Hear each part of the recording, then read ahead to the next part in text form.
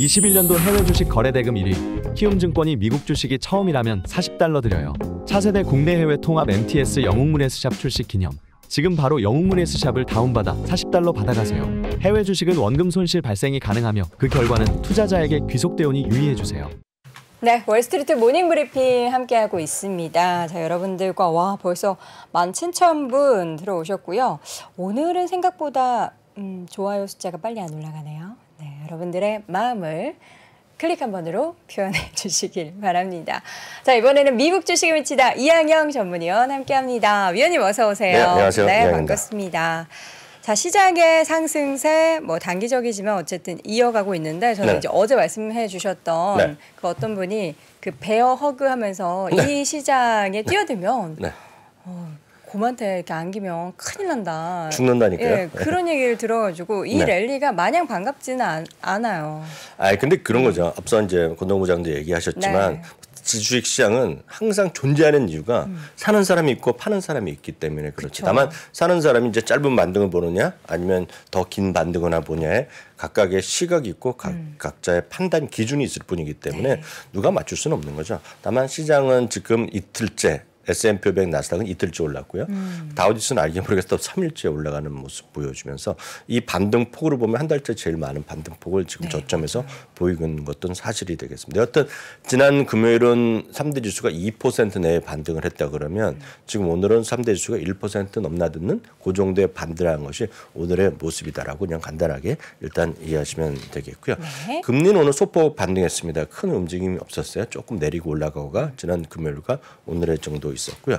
미국 달러도 소폭 오늘 반등했지만 큰 움직임 자체는 없습니다. 그래서 시장이 제가 이걸 왜 보여드리면 전체 경제 지표나 이런 것들의 외곽의 금융상품의 움직임이 큰 차이가 없었다고 보셔야 되겠고요. 물론 좀 안정감은 보이곤 있죠. 안정감은요. 급하게 올라가던 것들이 좀 조금 숨고르기 정도를 하고 있지만 굳이 오늘 따지자면 사실 동전의 양면인데요. 오늘 제조 PMI가 발표됐잖아요. 근데 제조 PMI는 당장 이제 PMI는 기준이 50이라고 생각하시면 돼요. 50 넘으면 좋은 거고 50 이하로 가면 안 좋은 겁니다.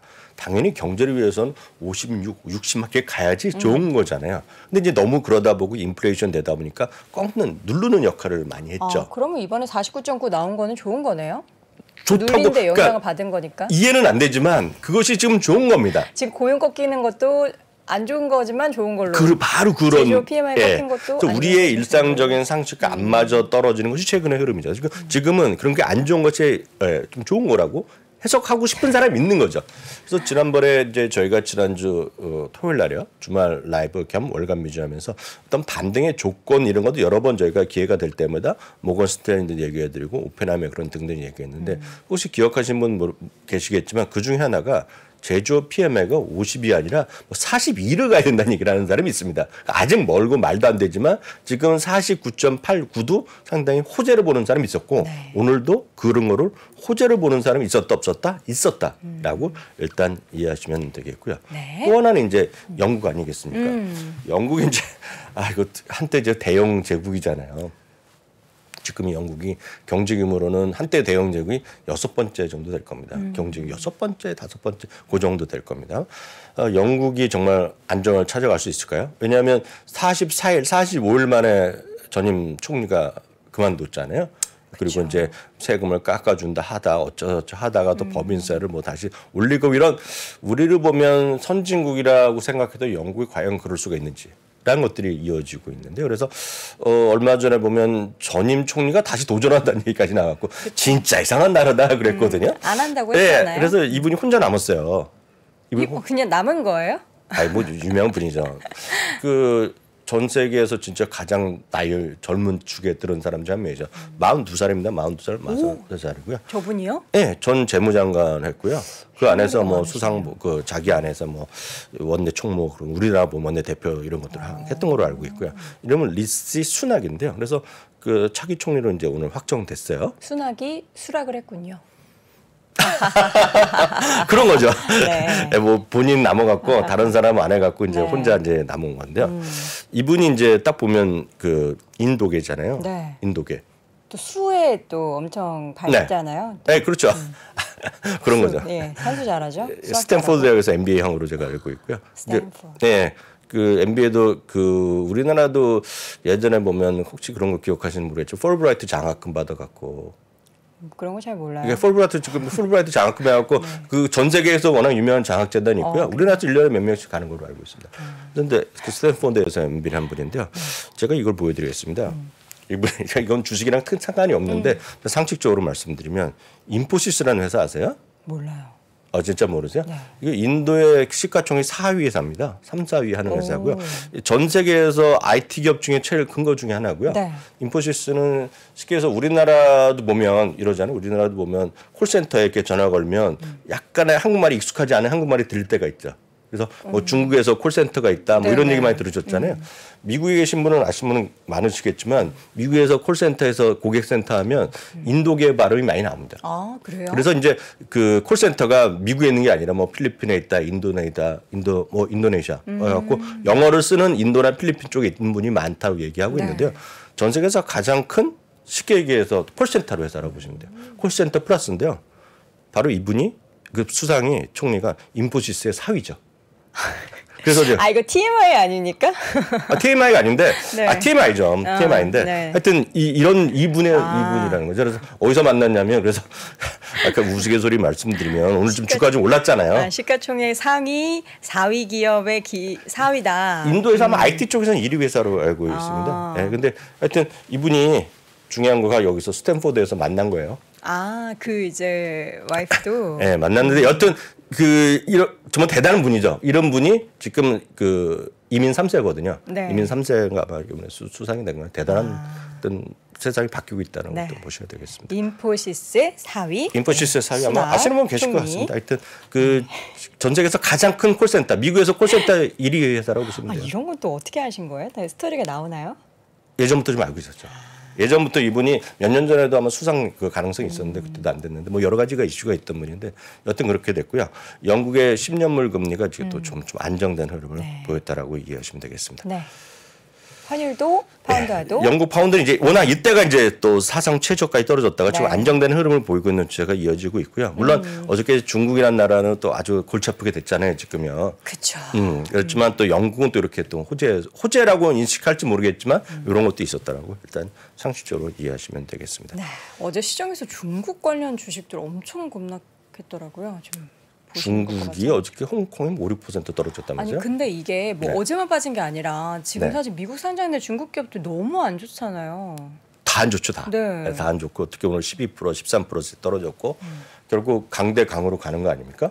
그래서 미국과 중국이 지금 그 으르렁 거리고 있고요. 많은 분들이 이제 트럼프 대통령 때 워낙 싸웠기 때문에 그 이후 대통령이 바뀔 줄 알았는데 더해지고 있고 그게 하나의 미국의 어떤 그런 사회적 분위기라고 좀 미국 이해를- 우선주의. 예, 그런데 있겠고요. 중국도 중국대로 그러다 보니 중국도 마찬가지를 가고 있죠. 그래서 중국은 이제 어찌됐건 어저께 많이 떨어진 이유 제가 뭐 홍콩 증시까지 잘 뭐 관심이 별로 없지만 그런 흐름 자체는 지금 영구 집권하겠다고 가는 거 아닙니까 지금요? 그쵸. 예, 그 죽을 때까지 간다는 거 아닙니까? 뭐 할지 안 할지 모르겠지만 우리로 보면 이해가 안 되지만 종신으로 가겠다는 그런 거로 저는 이제 뉴스에도 저도 그냥 피상적으로만 들었을 뿐인데 맞는 얘기인지 모르겠습니다만 여하튼 그러다 보니 시장에서는 미국과 중국이 다른 건 몰라더라도 소위 IT 첨단 쪽에서는 결국은 디커플링하는 거 아니냐는 거죠. 양쪽에서 떨어지면서 그거를 갖고 서로 경쟁하고 그렇게 되면 뭐 상장 또 얘기가 나오는 거죠. 또 상장 폐지 안에 어쩌니 또 얘기 나올 수 있다는 거죠. 그러다 보니 알리바바, 징동닷컴 비롯해서 수많은 것들이 10% 이상 다 떨어졌고요. 네.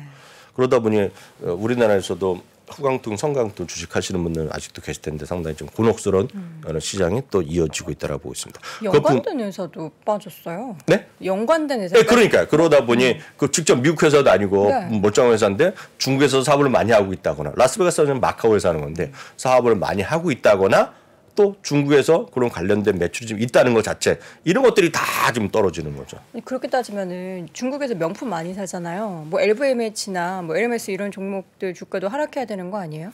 그래야죠. 근데 그래야죠. 멀쩡하던가요? 멀쩡하더라도 고점에서 약간 내려갔는데요. 말이 나온 김에요.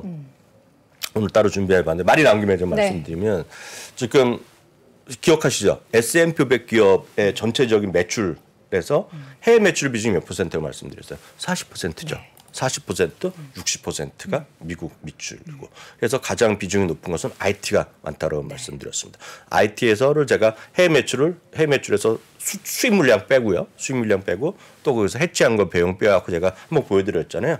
중분류상에서 많고 그래서 가장 매출 비중이 높은 것이 반도체 및 반도체 장비 그다음에 이제 뭐 등등 나오고 있고 의외로 필수 소비자 이런 쪽에서도 그런 게 꽤 있다고 말씀드렸는데요. 그걸 종목으로 하면 다 분리하잖아요. 종목으로 분리하면 가장 높은 것 중에 하나가 퀄컴입니다. 퀄컴 워낙 다 알려진 건데 은근히 또 매출 비중이 해외 매출 비중이 한 75% 되는 기업이 있어요. 네. 75% 기업. 그리고 그 주식이 S&P에 비해 진짜 멀쩡한 회사고 여기 계신 분 오늘 뭐 여돈 앵커뿐만 아니라 지금 몇 분 오셨죠?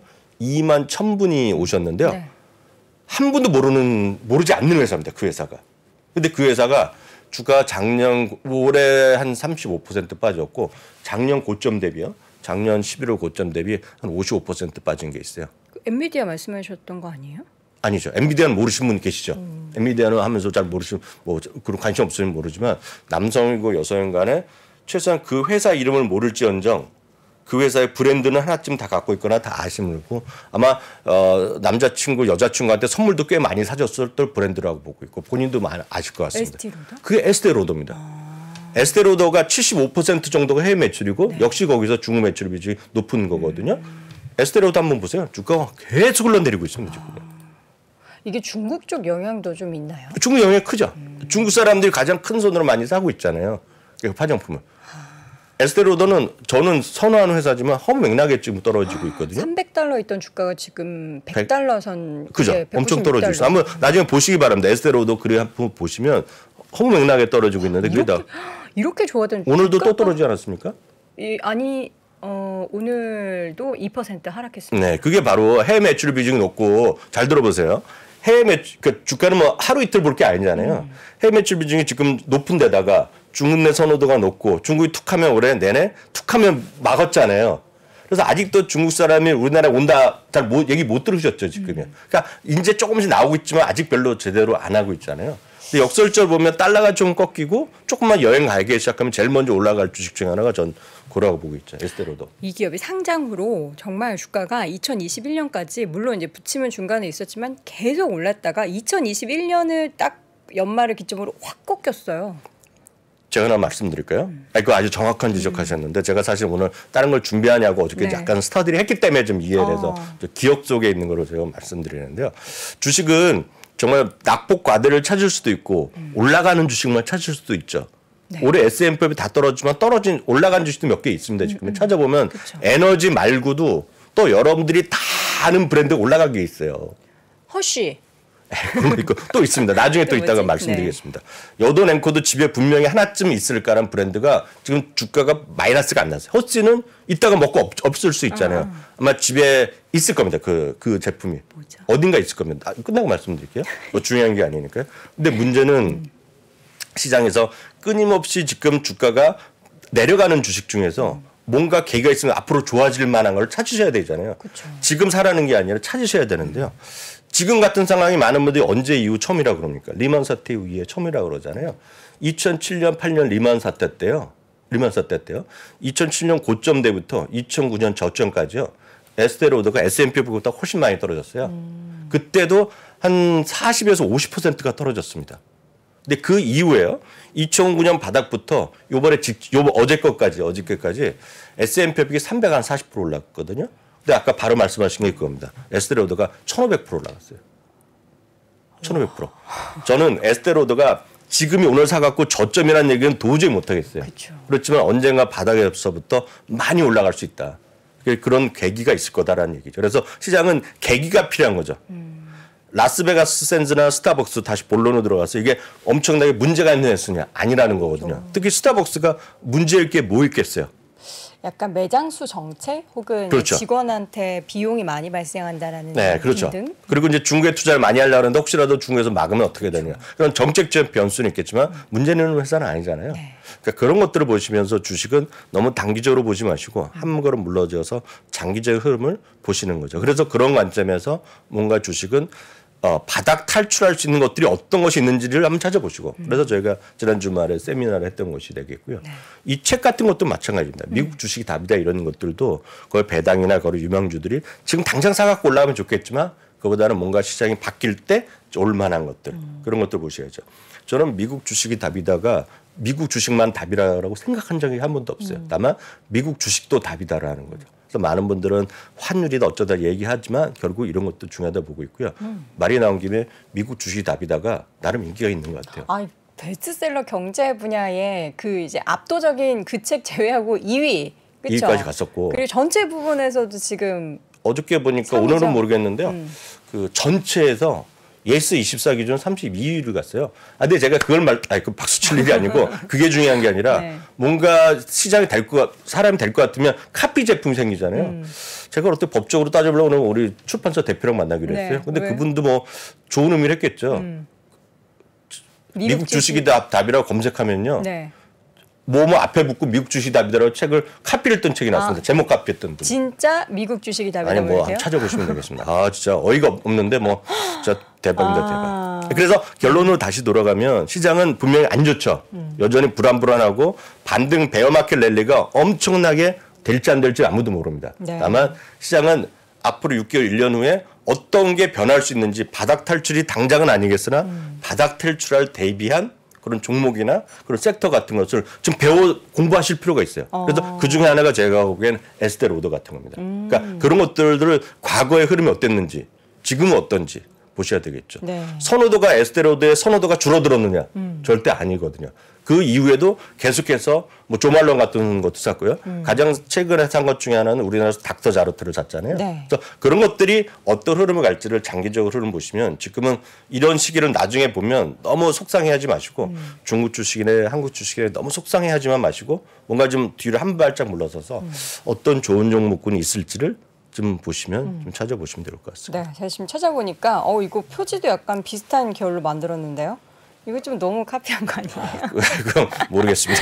그만큼 인기가 많다라는 거겠죠. 네. 어떻게 마지막으로 한 말씀 더 해주신다면 지금 이제 실적 발표 앞둔 이번 주 시장 네. 월가에서는 약간 반반 얘기 나오면서 어제 밤사이 인터뷰도 보니까 JP모건에서는 뭐 계속 아니다 얘기하더라고요. JP모건의 대표는 또 얘기했죠. 지금 주가 더 떨어질 수 있다는 얘기하고 있고요. 그분의 얘기만 딱 말씀드리면 하나입니다. 인플레이션을 벗어나기 위해서 우리가 지불해야 될 가격이 리세션이라는 거죠. 그래서 내년에 리세션은 뭐 거의 불가피하게 온다고 보셔야 되겠고요. 마지막으로 꿈과 희망 말씀드리면 앞서 권 부장님이 내년 3월이 금리 인상의 마지막 가능성을 얘기했잖아요. 역으로 보면 과거에 보면 금리 인상의 마지막 금리 인상 3개월 내지 6개월 전부터 주가는 바닥을 확인해 갔다라는 것도 역사적 통계는 있다라고까지 말씀드리겠습니다. 알겠습니다. 베스트셀러 작가 미국 주식이 미치다 이항영 전문위원과 함께 오늘도 월가의 소식 확인해 봤습니다. 위원님 고맙습니다. 네, 감사합니다.